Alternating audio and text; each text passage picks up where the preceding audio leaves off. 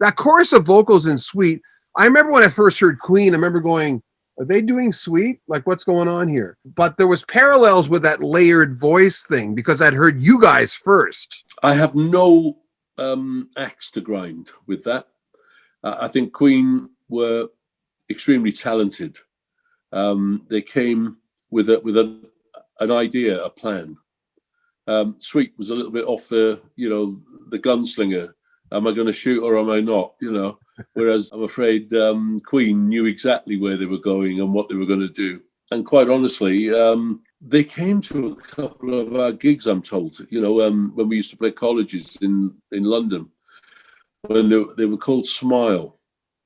They were a band called Smile, and they were making a bit of noise around the town. I remember them coming, it must have been Goldsmiths College. And I mean, we had a half decent show, films, a drum battle on films, things like this.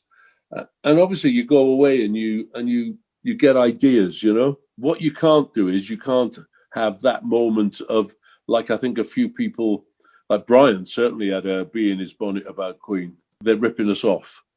Well, yes, but you can't say that. There's no way that would fly anyway, because you look at Freddie, you look at what the band are doing, the sound is slightly different, but the idea is the same. It's got layered, as you say, sparkly vocals on top of a kind of heavy rock backtrack.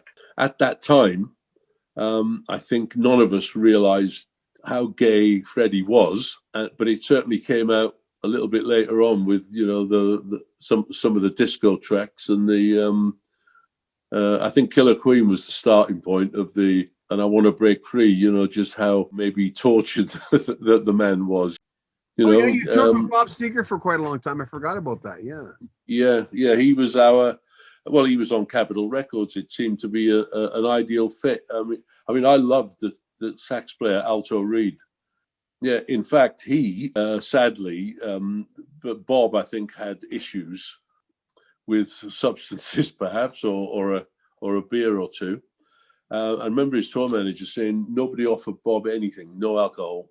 I remember Alto coming into our dressing room every night to just have a slug of Jack Daniels or something. He said there's sod all in our dressing room. It's as dry as a nun's private parts in there. And it was, so we got to know Alto rather well,